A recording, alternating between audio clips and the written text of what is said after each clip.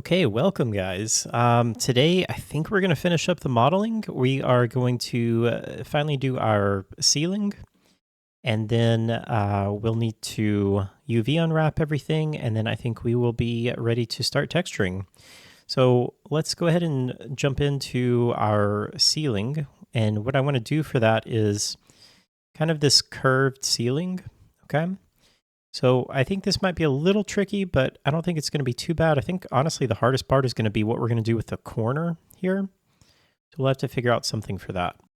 All right, so what I'm going to do is look at this from maybe the back view so that I have this here. And what I want is to figure out where to start, which I think I'm going to start with bringing my 3D cursor to right there. So it's right in the center of this. And I'm going to start with a cylinder. And I think 32 is going to be enough. Maybe not. Let's actually go 48. Okay, I'm gonna rotate this on the X by 90. Yeah. Right, and then let's go into X-ray and edit, and I'm gonna delete those faces, and then I want to delete all of these vertices down here. So delete just those where we have this. Now this is way too high, and I think what I'm going to do is select everything, and I'm going to scale from the 3D cursor. So I'm going to scale on the Z and just kind of bring this down to where we get something like that.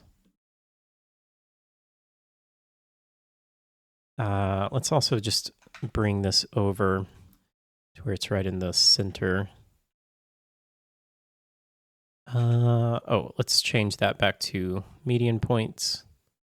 Okay, put that right there. All right, now one thing I see right off that we're going to need to address is this wall is not going to be tall enough. So we need to change that. Let's go ahead and fix that while we're here. Let's bring this up to maybe there. So that's going to make that wall 3.9 meters total, which that's fine. But yeah, that's definitely going to be something that we probably should have thought about, but we can fix that pretty easily. All right, now the other thing is I actually want to bring this in or scale this on the X because I don't want it to be as wide as it is.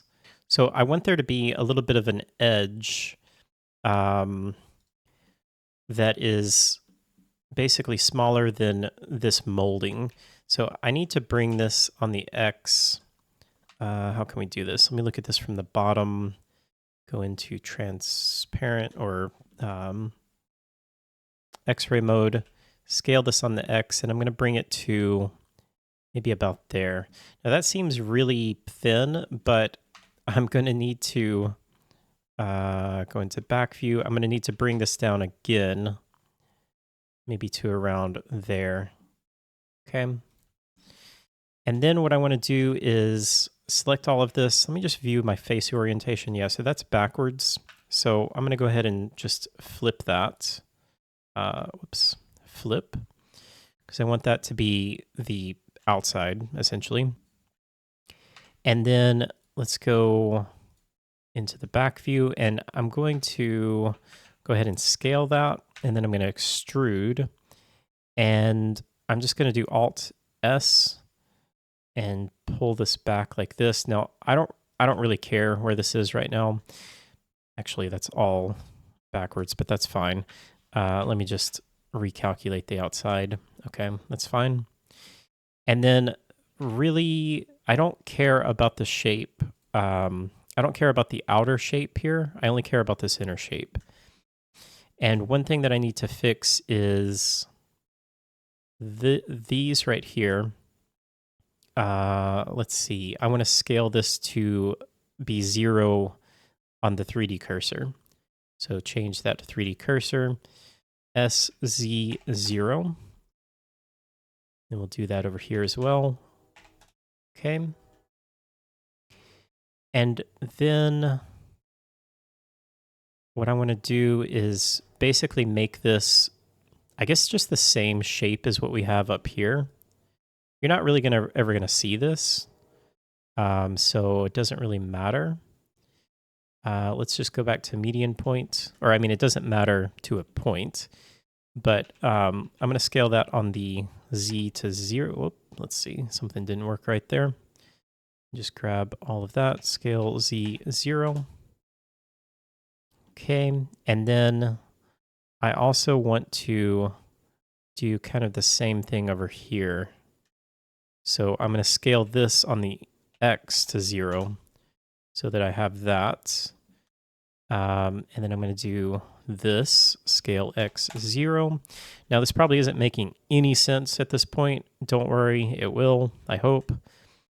And now at this point, I want to move all of this on the X, and I'm going to snap it to this edge right here. And I'm going to do the same thing here. GXB, snap that to that. And yeah, let's see. Let's select all of that, scale that Z0, and then we're just going to move this on the Z to where it is right at the edge of that. And now we have a nice kind of rectangular shape on top, and we have this dome shape underneath here. All right, so that is basically going to be my my ceiling. Okay, and then we can duplicate that, kind of go like this to where we get something like that. All right, so I think that that is going to look better as opposed to us having something that is like this, because then you kind of have like this weird overhang that you can't really see what's going on there, right? Like, let's see if we just move that back, scale that way. We have that, which I mean, it looks okay, but I really feel like these just look weird, and it just feels like something is missing there, as opposed to just having this piece, and then this will look like it's more, you know, one continuous piece here. So we just drag this out. Then we have something that looks like that. And of course, we'll have the wall over here as well. Let's go ahead and duplicate that.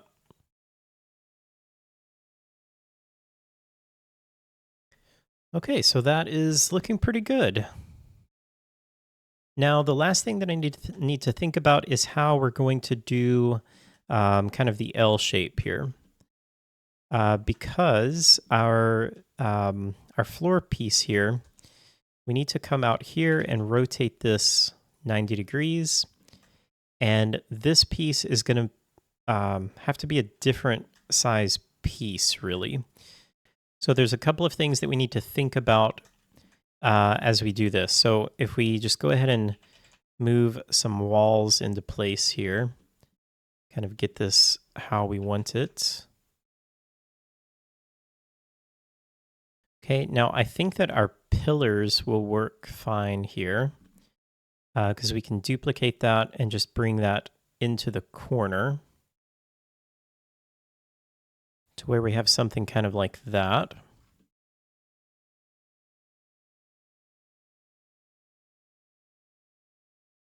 And then we're going to need another wall piece over here.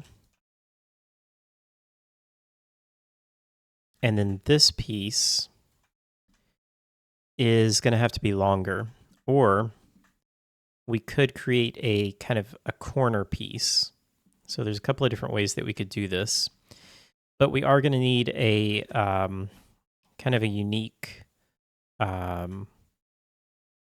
floor piece for this here. So this piece really needs to be on the Y, needs to be 2.5. So 2.5 by 2.5. So I think what we're going to have to do is just create a separate piece or a separate wall piece with the pillar and the bottom part here that will be 2.5 meters. I'm going to actually wait to do that until I am ready to mark our UV seams for this, because I want to go ahead and mark those, and then I'll be able to just drag them over and it'll be fine. Well, to be honest, it's not really that hard to mark these. Let's just go ahead and do it. So let's just select everything here, and we just need to drag it out to where we have that. Actually, I'm going to do it on the other side, so that my pivot point stays in the correct position. Okay, like that. Okay, so I just took a few minutes to just kind of go ahead and build out the scene here, added the other doorway, and just got everything lined up, added a few more pillars in here and everything like this. And so now we just need to kind of finalize it with our roof, our ceiling. I'm going to, let's see, add or change our pivot point to, I think, right here. I think that will help everything snap into place. So let's see. So we want that to kind of start there, I think. And then these pieces will just go like this. One more. And then we're going to have to do something for this corner. And then we'll do one here and one more there. Okay. So we've got just about everything, but we need to figure out what to do with this corner. And for this, I'm going to go ahead and duplicate that. Essentially what I need to do is I need to have something like this, right? But obviously this is not going to work to just have it like that. So what can we do?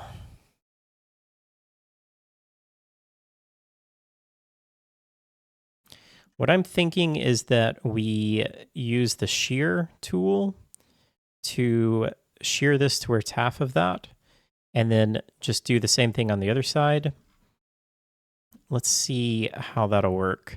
The other thing that I guess we need to do is extend this piece out another 0.5 meters. So let's go ahead and fix that. Okay, so we'll go out to there. And then, yeah, let's just go ahead and use the shear right here. I guess we didn't really even need to worry about that. Let's just do our 45 degree, which will be an even 1. And then if I'm thinking about this right, I need to basically, let's isolate this.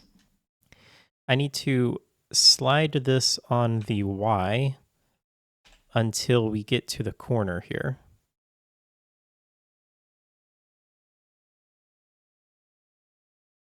And yeah, I think that's right. Okay, and then we can just extrude this on X, and that doesn't really matter. Let's just go out kind of far like that. And then I'll scale this on X to 0. And then we basically want to snap this to this edge, like so. So then we'll get that. Now, this looks a little weird because of the shading. I think I just need to mark this as sharp. Yeah, that'll look better. Okay, so it's kind of hard to see in here, but I think that's going to look fine for the way it's going to go in the corner there. All right, now the other thing that I need to do is merge these vertexes because there's a bunch that we have overlapping. So I'm just going to hit or select everything, M to merge, and then merge by distance. And you can see we removed 46 or 44 vertexes or vertices there. And let me just mark this sharp again. Actually, let's see. I just need to mark this inner part sharp like that. Okay. And now we are pretty much done. Um, so now we just need to think about what we can join together. And we also need to UV unwrap everything. Okay, so just a quick note because I have changed a few things. I've re recorded some things. This series has gotten a little bit messy, and I apologize for that. But I initially started doing this and did a bunch of UV unwrapping and realized that it wasn't really the best kind of explanation of everything. So I basically scrapped all of that and re recorded everything. But I realized that I may have kind of missed a few things that I wanted to talk about here. So I just wanted to very briefly mention that I did go ahead and join a few things here. And I know I mentioned that in the video and didn't really show it here. So basically, all I did was the pillar. I know that we had a few different sections here. So I just went ahead and applied any modifiers, or actually, I didn't apply the mirror modifier on here yet, but I will go ahead and apply mirror modifiers or any other modifiers that I have, as well as join any pieces together. So I think we had 3 different pieces for the pillar here. So I just went ahead and joined that. The same thing with the windows here. I joined these together. You could join some other things, like you could join this with the wall and the bottom part here. But I decided to leave them separated just to give me more flexibility. If I want to have a wall without any of these pieces or anything like that, then I can do that. So there's a few different options that you could do there. But anyway, that is pretty much it. I also just pulled the actual pieces out here, which I'll talk a little bit more in the next series. But the next series, or the next episode, will be a very in-depth look into UV unwrapping. We're going to start from the absolute basics and move through everything, and I'll be sure to break it up so that you can skip ahead if you have already kind of learned the basics and just want to learn how to UV unwrap these specific models. All right, so thank you guys again so much for your support. I apologize that this has taken so long, but I will see you guys on the next episode where we get into UV unwrapping.